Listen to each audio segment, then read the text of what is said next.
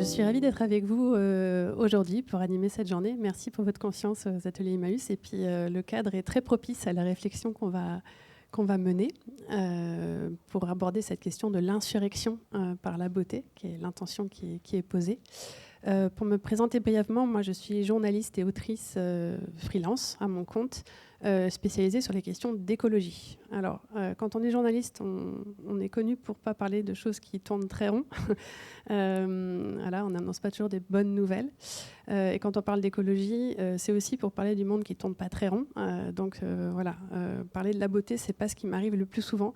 Et c'est pour ça que j'étais ravie et que j'ai accepté tout de suite, parce que en fait, c'est aussi ce que je cherche à la fois dans mon métier de journaliste, d'arriver à créer des espaces de conversation, de dialogue, de faire du média médiateur. Et quand on parle d'écologie, c'est aussi pour essayer de rendre le monde un petit peu plus beau, en tout cas défendre la beauté qui existe et que trop souvent on détruit. Donc je suis ravie d'être ici et d'animer cette journée.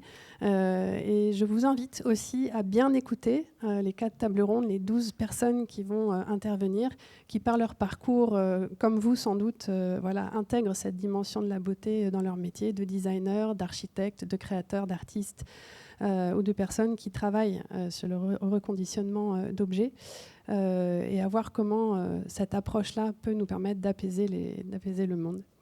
Donc voilà, ce sont des professionnels et j'espère à la fin que vous pourrez vous aussi partager ce que vous gardez de cette journée et participer à voilà, enrichir la conversation qu'on va mener.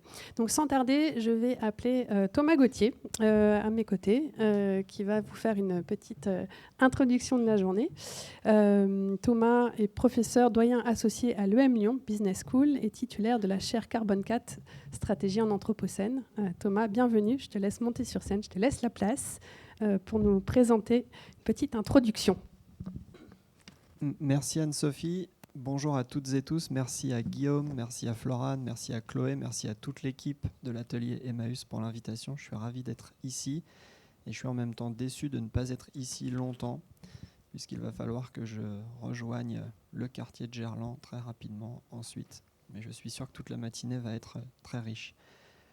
J'ai 5 minutes max pour essayer d'introduire l'événement, ce qui est à peu près impossible.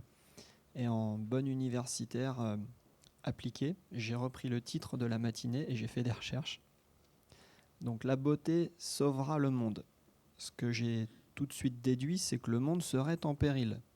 Première information. La question que je me suis posée après, c'est qu'est-ce qui est en péril ?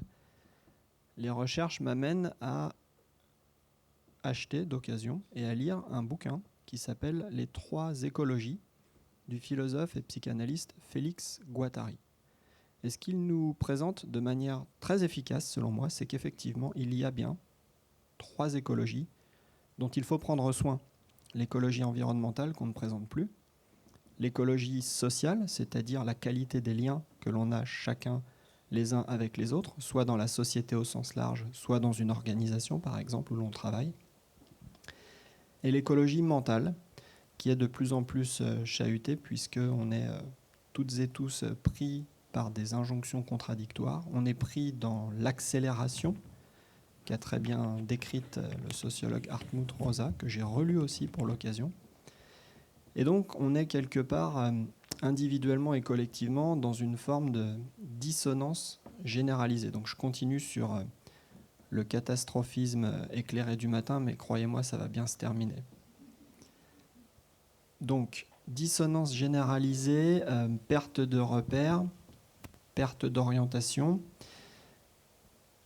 Qu'est-ce que vient faire la beauté dans tout ça ? La beauté, j'ai aussi cherché à en trouver des définitions intéressantes pour la matinée. J'en ai retenu une. Je vais essayer de la dire par cœur, mais je vous avoue que j'ai une mémoire de poisson rouge, donc j'ai mon téléphone dans ma poche arrière au cas où.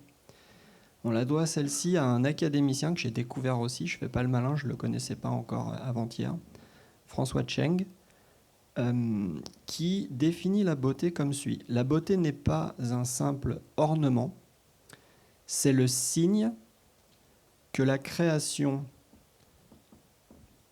ou plus exactement par lequel la création, comme les créations qui peuvent sortir de cet atelier, c'est le signe par lequel la création nous signifie que la vie a du sens.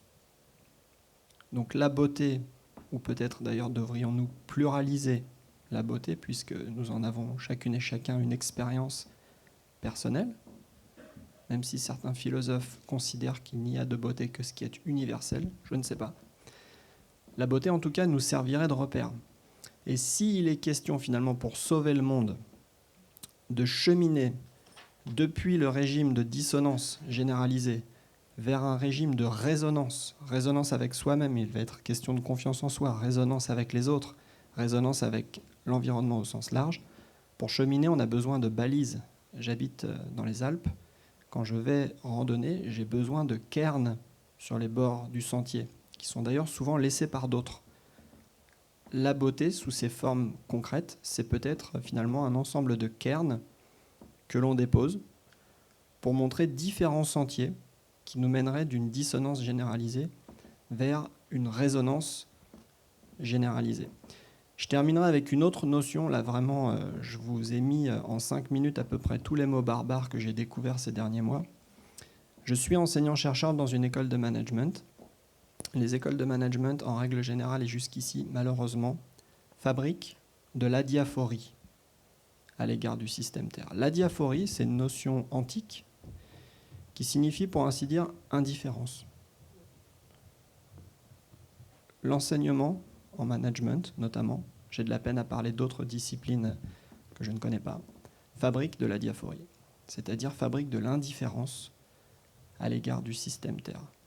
Écarte quelque part de la salle de classe et ensuite des organisations toute idée d'éthique ou de morale. Vous allez me dire, oui, mais il y a la responsabilité sociale des entreprises. Oui, et par ailleurs, l'atelier Emmaüs est probablement une organisation un peu à part. Je vous parle ici en des termes un peu généraux. Ce à quoi il faut être vigilant, ce vis-à-vis de quoi il faut peut-être entrer en insurrection, c'est la diaphorie, c'est l'indifférence. L'indifférence qui commence par l'indifférence vis-à-vis de soi-même, l'indifférence vis-à-vis des autres, et a fortiori l'indifférence vis-à-vis du monde humain et non humain. Je pense que j'ai tenu le temps, j'espère que je ne vous ai pas trop barbé. J'ai claqué 4-5 notions, je suis sûr qu'il y aura des recherches sur Wikipédia dans les heures ou les jours qui suivent. Merci en tout cas, excellente matinée à toutes et tous. Merci Thomas. J'ai bien pris note à diaphorie, je ne connaissais pas, donc merci pour ça.